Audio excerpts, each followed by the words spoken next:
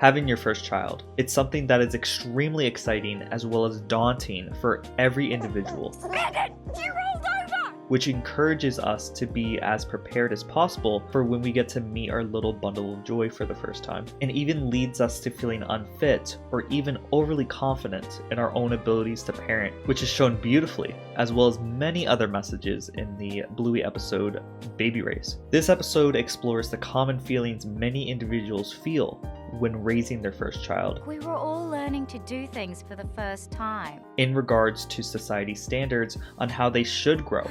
However, what is taught within the episode is that it isn't a race. A baby race! As we'll get to learn further down the episode. I started talking about Bluey due to my history of working with kids in a therapeutic setting, which has inspired me to start this series. However, this video will be the first in a new series that will be dedicated to deep diving on each individual episode in the show. This particular one highlighting one of the best episodes in the series, Baby Race. When I made my top 10 emotional episodes of Bluey, I mentioned that if I were to have rewritten the video, I would have included Baby Race on the list due to how emotionally impactful and powerful the delivery of the deeper meanings are in this episode.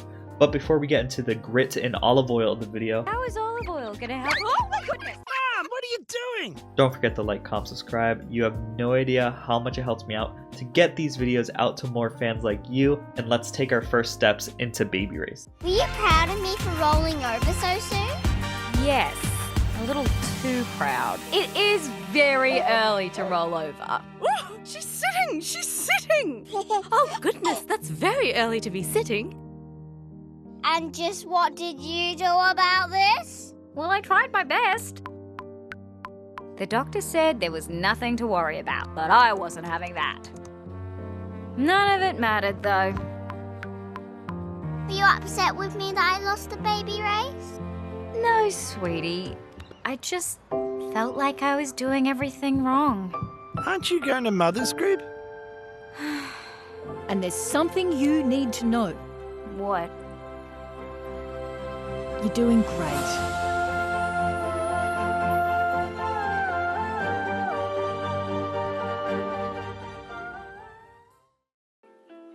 This episode starts off with Bluey immediately foreshadowing one of the key messages of the episode by asking her mum, Am I better at the monkey bars than bingo?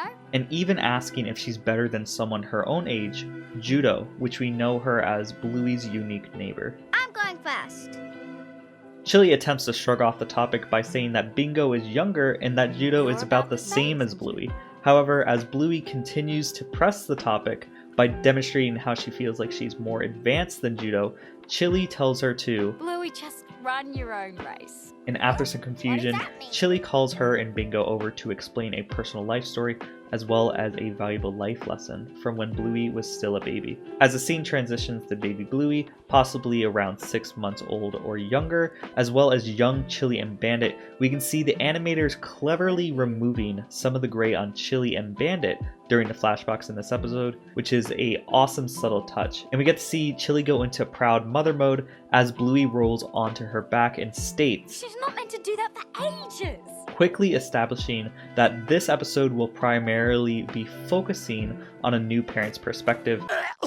However, just like many Bluey episodes, you don't have to be the targeted demographic to truly enjoy and resonate with the messages shown. But I will say that if you are the targeted group, this episode hits extremely hard, even to the point that it causes many parents to cry. Interestingly enough, there was an interview with Joe, the creator of Bluey, where he states that he originally wanted to trash this, which is crazy to think about since this episode is widely considered to be one of the best in the series.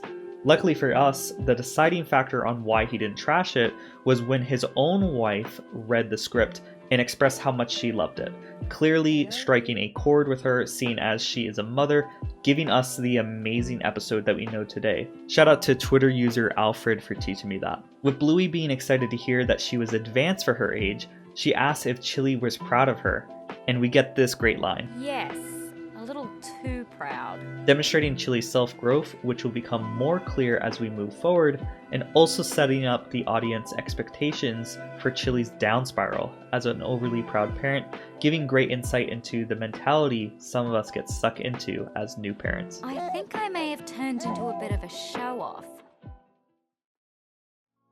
Nana, being supportive and loving as always, unintentionally boosts Chili's ego as she states that she's never heard of a baby rolling over that early. And then we get to see some insecurity peek its head as another mom in the mums group, Wendy, gets excited over her baby sitting for the first time. Oh, she's sitting! She's sitting! Oh, Judo, you're sitting all by yourself! With the other parents also praising the early achievement, except for Chili. We can see her get upset and a little jealous over the other baby's success. However, as Wendy puts it quite elegantly, It's not a race. with Bluey matching the energy Chili was feeling at the time, stating, But it was a race. "What I really enjoy about this particular episode is the way that the studio uses it to express to the audience a very difficult lesson that you shouldn't compare yourselves to others, but also the way that they use past Chili and present day Bluey to express the frustrations commonly felt within new parents, as well as those who are being too hard on themselves from the expectations set by others. Past Chili demonstrates the ever constant goal of self-improvement that is motivated by what others have, I was determined I'd get you walking before Judo's mum. while subtly, the writers use present-day Bluey to show the raw frustration and shame probably also felt by Chili at the time from not being at the level of someone else via the way she reacts from her past shortcomings, And just what did you do about this? which is phenomenal storytelling. As Chili continues her journey getting Bluey to sit, she is once again one-upped by Wendy, where her baby begins to crawl for the first time. And we get to see Chili's continued Come on, Bluey. endeavor to catch up to the level of someone else by encouraging her baby to start crawling as quickly as possible. But Bluey had other plans by finding multiple different means of travel, such as bum shuffling, but the funniest for me is the one where she rolls everywhere. Every time Bluey does something out of the ordinary, Chili brings her to the doctor to get advice, naturally concerned that her baby isn't developing in the way expected or like her peers, showing a great representation on how new parents can be overly cautious because at the end of the day, they really just want the best for their child. And we can even see Chili time and time again studying multiple materials late at night in an attempt to help her baby succeed. Throughout this process, we can examine Chili doing everything in her power to encourage Bluey to crawl by her and Bandit, literally getting on the floor and crawling, as well as putting Bluey in the crawling position. Did she crawl? Yes. Hooray! Backwards. Frustrated and tired, where you can even see Bandit has bags under his eyes, the parents turns to Nana to get advice, which creates a small conflict regarding old school parenting and new school parenting, where Nana turns to using a very unorthodox method of putting olive oil on Bluey's knees so she can't crawl Oh my goodness!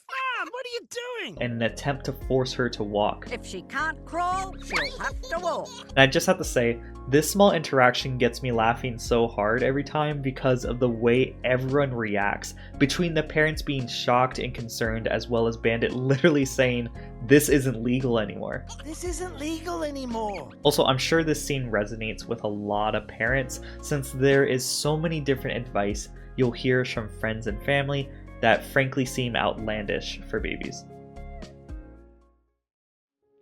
Unfortunately, with a sad face, Chili witnesses Judo walking for the first time, and thus before Bluey was able to, making all her efforts and hard work feel meaningless, and we get to hear a real tearjerker of a line. I just felt like I was doing everything wrong. Sometimes our expectations on what we should be accomplishing when comparing ourselves to others gets in the way of recognizing all the achievements you and yourself have earned. It's very easy to focus on the negatives, especially when you're still learning yourself. We were all learning to do things for the first time.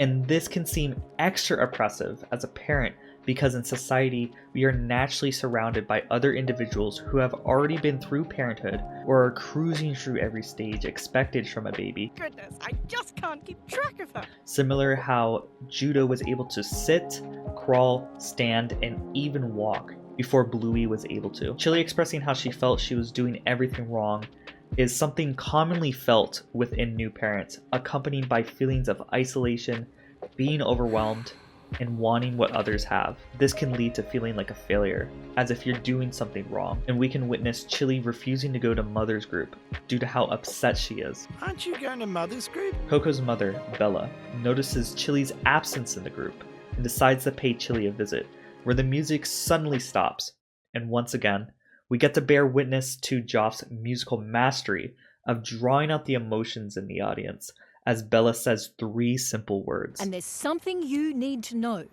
What? You're doing great. Instantly causing Chili to cry, as they embrace after hearing something every parent would need to hear in that moment.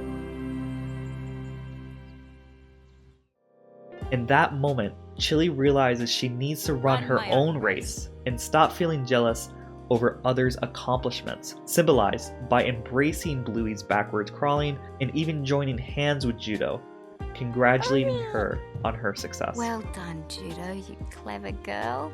And this might be controversial to say, but this next scene kills me harder than the "you're doing great" scene.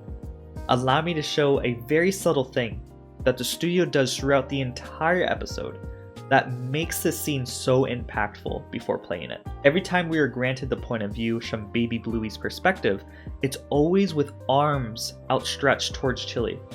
Even as early as the first flashback scene, we can see Bluey reaching out to her mother, and even when Bandit gets in the way, Bluey pushes his face away to see her mother. The episode continually shows Bluey creating new creative ways to travel, and it's all created in an attempt to allow herself to get to her mother. There is an extremely compelling force of love that is motivating Bluey time and time again to reach her mother. So once Bluey begins to stand and the music swells, I can't help but get emotional.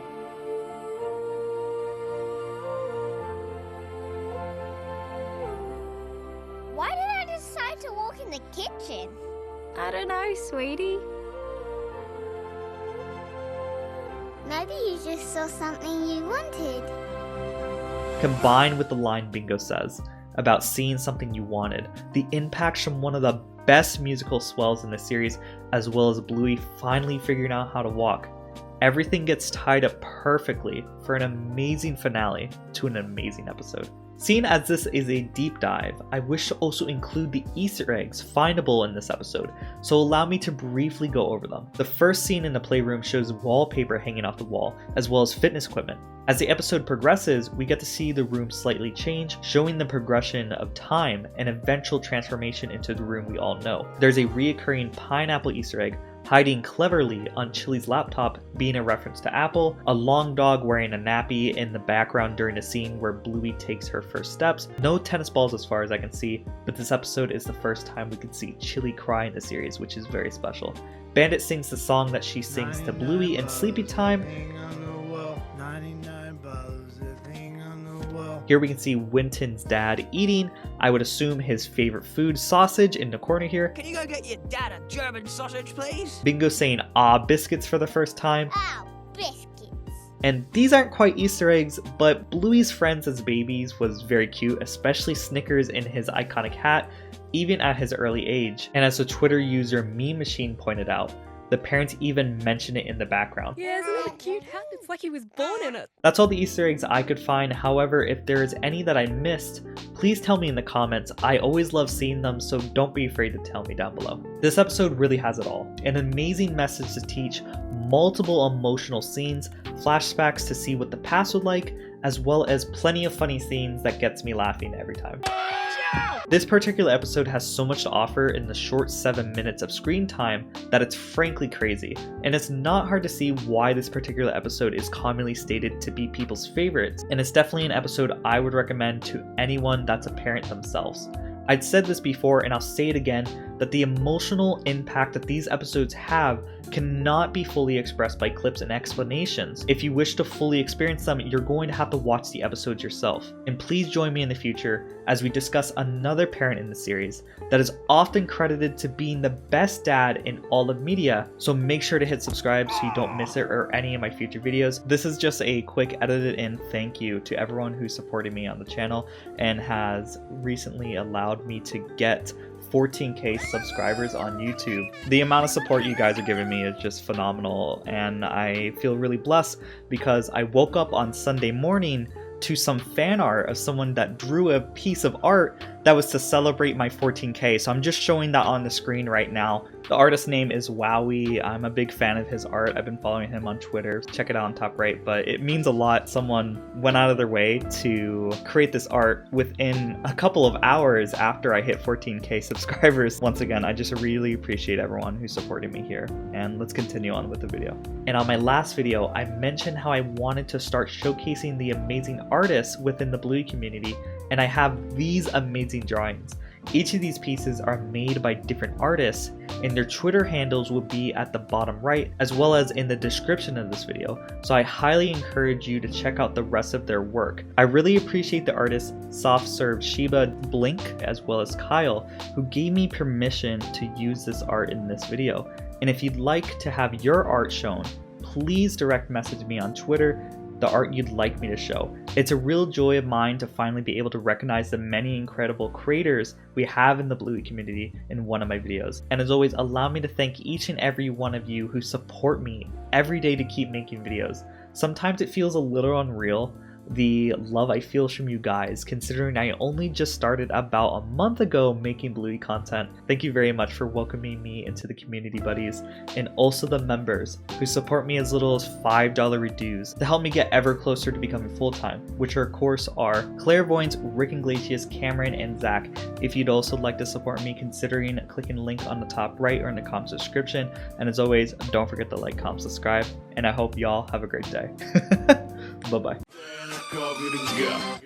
And the last shall be first to immerse in a pass out heat, facing him out with a moxie melt till he woke up drowning in tchotchke hell. War in a cave with a torch on a wall, then a window arrangement of porcelain dolls.